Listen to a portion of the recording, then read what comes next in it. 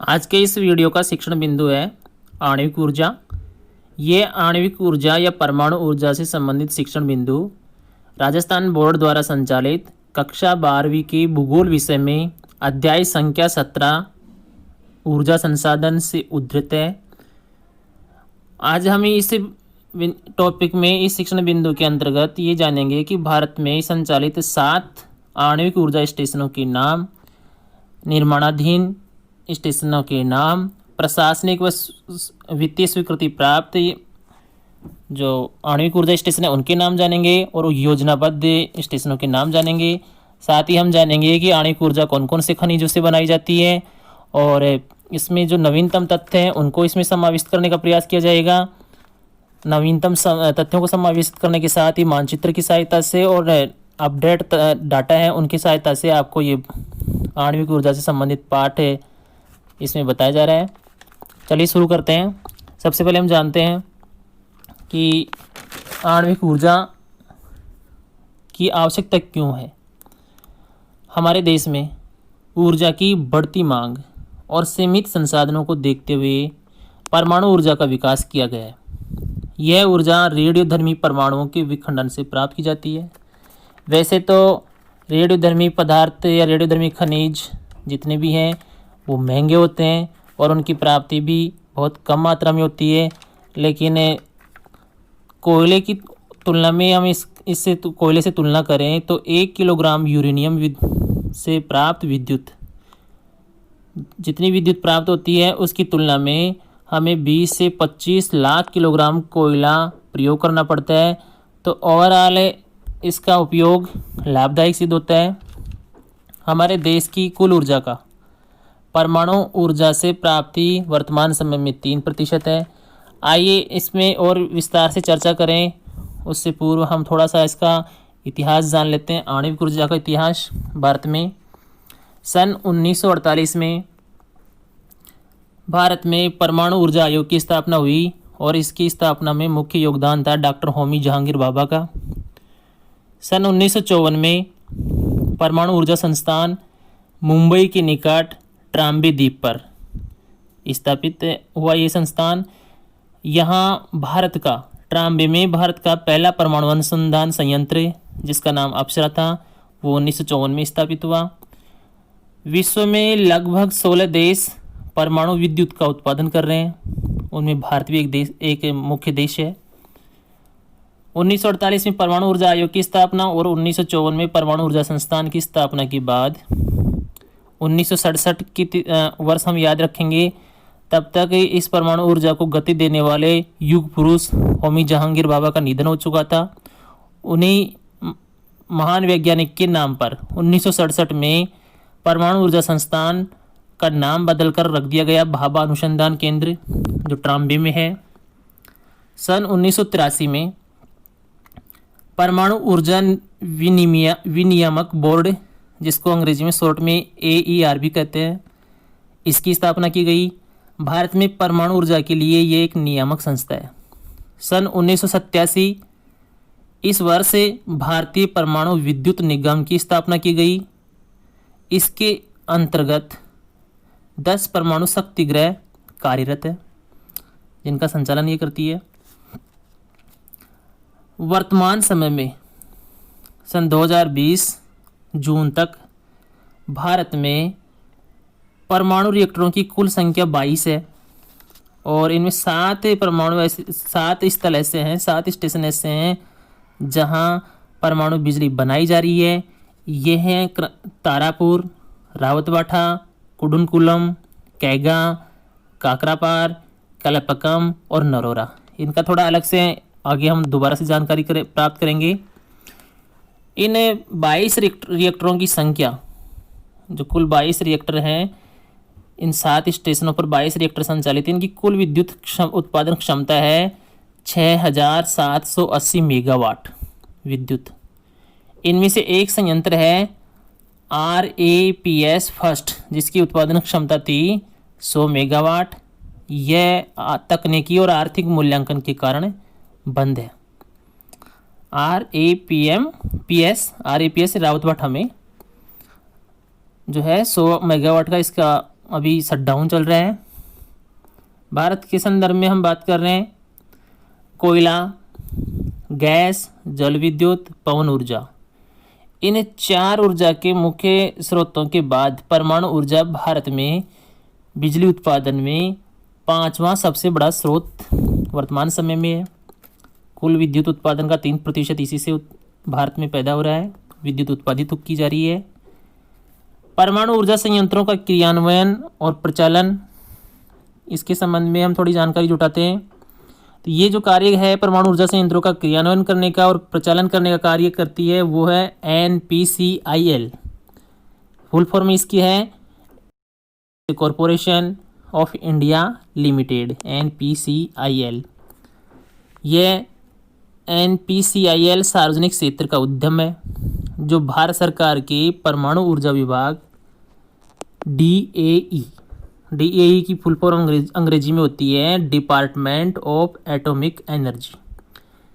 इस DAE के प्रशासनिक नियंत्रण में कार्यरत है NPCIL। DAE इसके बारे में थोड़ी सी जानकारी हम कर लेते हैं। इस DAE की स्थापना सन 1987 के सितंबर माह में कंपनी अधिनियम 1956 के अंतर्गत सार्वजनिक क्षेत्र की कंपनी के रूप में इस DAE को पंजीकृत किया गया था।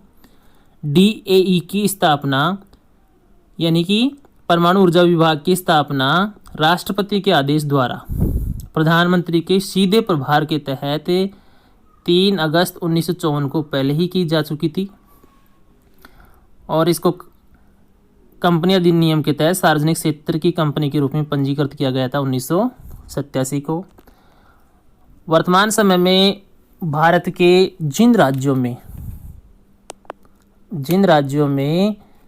विद्युत उत्पादन किया, ये परमाणु विद्युत उत्पादन किया जा रहा है वो है गुजरात, कर्नाटक, महाराष्ट्र, राजस्थान, उत्तर प्रदेश, तमिलनाडु। आइए विस्तार से इन सभी संयंत्रों पर चर्चा करें। उससे पहले एक बार हम बात कर लेते हैं कि कौन कौन से खनिज हैं जिनसे परमाणु ऊर्जा प्राप्त की जाती है और भारत में इसका जो केंद्र है जहाँ से ये खनिज प्राप्त होते हैं वो कौन कौन से हैं, उन पर हम नज़र डालते हैं। रेडियोधर्मिता युक्त विशिष्ट प्रकार की ये खनिज जिनमें मुख्य हैं यूरेनियम, थोरियम, बेरिलियम, एल्मेनाइट, जिरकोनियम या जिरकन भी कह सकते हैं इसको, ग्रेफाइट और एंटीमनी। बात करते हैं सबसे पहले हम यूरेनियम पर। यूरेनियम भारत में सबसे अधिक झारखंड के सिंहभूम जिले में एक स्थान है जादूगुड़ा, वहाँ से सर्वाधिक यूरेनियम प्राप्त किया जाता है। उत्तरी बिहार में भी यूरेनियम प्राप्त किया जाता है। राजस्थान के संदर्भ में देखें तो मध्यवर्ती राजस्थान है, अरावली क्षेत्र, इधर धारवाड़ और आर्कियन चट्टानों में और अभ्रक क्षेत्रों में जहाँ से अभ्रक प्राप्ति होती है उन क्षेत्रों में पैगमेटाइट चट्टानों से भी यूरेनियम प्राप्त किया जाता है। आंध्र प्रदेश का जो क्षेत्र है तेलंगाना आंध्र प्रदेश में, वहाँ भी ये यूरेनियम प्राप्त किया जाता है आंशिक क्षेत्रों में। वहाँ नेल्लोर नाम के स्थान पर यूरेनियम की प्राप्ति होती है। केरल और तमिलनाडु के समुद्र तटीय भागों में मोनोजाइट के निक्षेप हैं, वहाँ से यूरेनियम प्राप्त होता है। हिमाचल प्रदेश में भी कुल्लू, चमोली जिलों में से यूरेनियम की प्राप्ति होती है। ये मुख्य क्षेत्र हैं यूरेनियम के।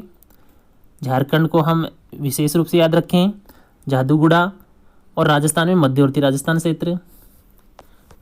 इन्हें 5 राज्य हैं, यहाँ से ज़्यादातर यूरेनियम प्राप्त होता है। इसके बाद में हम देखते हैं थोरियम, दूसरा मुख्य रेडियोधर्मी खनिज है थोरियम। थोरियम की प्राप्ति के लिए 2 राज्य प्रसिद्ध हैं, 2 राज्य मुख्य हैं, केरल और झारखंड। केरल के समुद्र तटवर्ती क्षेत्र में वहाँ की रेत से 8 से 10% थोरियम की प्राप्ति हो जाती है और झारखंड के रेत में 10% तक थोरियम प्राप्त होती है झारखंड के रेत में, और वहाँ की जो ग्रेनाइट चट्टानें हैं उनमें 10% तक थोरियम प्राप्त होता है। और ये थोरियम जो ये झारखंड में प्राप्त होता है 10%, विश्व में कहीं भी इतना अधिक थोरियम प्राप्त नहीं होता, इतना प्रतिशत कहीं से भी प्राप्त नहीं होता। और साथ ही हम जान लेते हैं कि भारत में 3.6 लाख टन थोरियम के भंडार हैं, जो विश्व में सर्वाधिक हैं। अन्यत्र किसी देश में इतने ज़्यादा भंडार नहीं है। तीसरा मुख्य रेडियोधर्मी खनिज है, वो उसका नाम है इल्मेनाइट। इल्मेनाइट की प्राप्ति दक्षिण भारत में कुमारी अंतरीप, तमिलनाडु का जो अंतिम दक्षिण की तरफ छिरा है उस सिरे में कुमारी अंतरीप है, वहाँ नर्मदा की एस्चुरी पश्चिम तट की तरफ, और महानदी की रेत और केरल की रेत में 93% तक इसके भंडार हैं। जिरकोनियम चौथा मुख्य खनिज, ये केरल की बालू रेत से प्राप्त होता है। केरल राज्य जिरकोनियम के लिए प्रसिद्ध है। बेरिलियम, विश्व में भारत का स्थान प्रथम है। बेरिलियम में सर्वाधिक प्राप्ति बेरिलियम की भारत में होती है, और इसके उत्पादक राज्य हैं राजस्थान, झारखंड, आंध्र प्रदेश और तमिलनाडु। यहाँ की जो अभ्रक खनन क्षेत्र हैं वहाँ से बेरिलियम की प्राप्ति होती है। अभ्रक का संबंध इस बेरिलियम खनिज से भी है। केरल में भी बेरिलियम पर्याप्त मात्रा में मिलती है। अब हम जान लेते हैं एक और खनिज ग्रेफाइट के बारे में। ग्रेफाइट का 50% उत्पादक अकेला उड़ीसा राज्य है।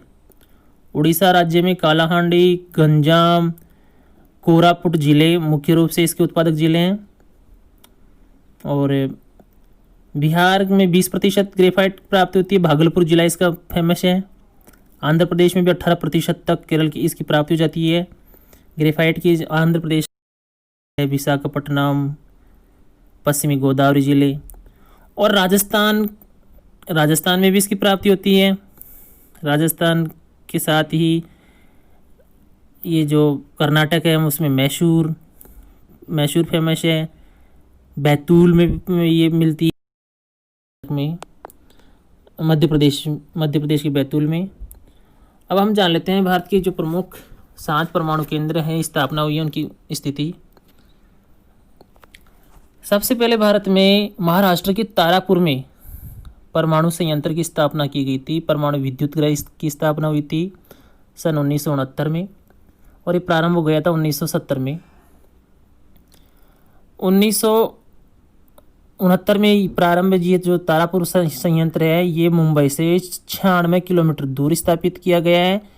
संयुक्त राज्य अमेरिका ने इसकी स्थापना में सहयोग प्रदान किया था। ये भारत का प्रथम परमाणु विद्युत गृह है, का सबसे बड़ा परमाणु विद्युत गृह। शुरुआत में 1969 में जब ये बना था और 1970 से इसने काम शुरू कर दिया था, तो 160 मेगावाट की 160 मेगावाट की थी 2 इकाइयाँ शुरू की गई थी। बाद में और इकाइयाँ स्थापित की गई हैं। उसके बाद में दूसरा स्थान आता है रावतभाटा का, राजस्थान के रावतभाटा में 1972 के अगस्त माह में इसका कार्य शुरू कर दिया गया था। 1981 तक ये पूरा बनकर तैयार हो गया था। यहाँ शुरुआत में 2 इकाइयाँ स्थापित की गई थी, प्रत्येक इकाई 200 मेगावाट की थी। ये रावतभाटा स्थान है, ये कोटा के निकट चित्तौड़गढ़ जिले में जो राणा प्रताप सागर बांध बना हुआ है उसके पास है। इसी कारण इसको राणा प्रताप सागर परमाणु विद्युत केंद्र भी कहते हैं। राजस्थान के रावतभाटा परमाणु विद्युत केंद्र की स्थापना में कनाडा ने सहयोग किया था। इसकी स्थापना हुई थी उसमें सहयोग करने वाला देश कनाडा था। यहाँ प्राकृतिक यूरेनियम ऑक्साइड ईंधन का प्रयोग किया जाता है। तीसरा स्थान हम ले लेते हैं कलपक्कम का। कलपक्कम चेन्नई के निकट है, तमिलनाडु में। 1984 में यहाँ इसका निर्माण शुरू हुआ था और 1986 में ये पूर्ण हो गया था बनकर। पहले इसकी शुरुआत की इकाइयाँ ये यहाँ देसी साज सामान प्रयुक्त करने वाली प्रथम परियोजना है कलपक्कम। चौथे नंबर पर नरोरा है उत्तर प्रदेश में बुलंद शहर के निकट एक स्थान है नरोरा, जहाँ 1991 में इसकी स्थापना की गई और 1992 में इसने कार्य प्रारंभ कर दिया था। गुजरात के काकरापार, सूरत के पास है, गुजरात में सूरत के पास काकरापार नामक स्थान पर 5वां संयंत्र। और छठा स्थान है मुख्य कैगा कर्नाटक में, सन 2000 में तैयार हो गया था ये। और सातवां मुख्य स्थान है कुडनकुलम तमिलनाडु में। कुडनकुलम संयंत्र की स्थापना रूस के सहयोग से की गई थी 2007-2008 में। इस कुडनकुलम संयंत्र में साधारण जल शीतलित तकनीकी इस्तेमाल की जाती है, जिसको अंग्रेजी में हम कहते हैं ऑर्डिनरी वाटर कोल्ड तकनीकी। अब कुछ अन्य केंद्र भारत में जहां जिनका उल्लेख होता है परमाणु संयंत्र से संबंधित स्थल, उनमें कुछ तो निर्माणाधीन है और कुछ संयंत्र ऐसे हैं जिनको प्रशासनिक स्वीकृति और वित्तीय मंजूरी प्राप्त है, और कुछ हैं जो योजनाबद्ध हैं। तो उनके थोड़ी थोड़ी जानकारी जुटा लेते हैं कि कौन से संयंत्र कहाँ निर्माणाधीन है।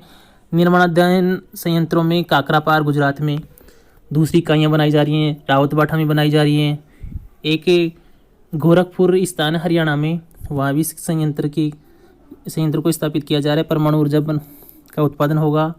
कुडनकुलम में भी दूसरी इकाइयाँ बनाई जा रही हैं, और कलपक्कम में मद्रास भाविनी नाम से कलपक्कम में भी इसका निर्माण जारी है।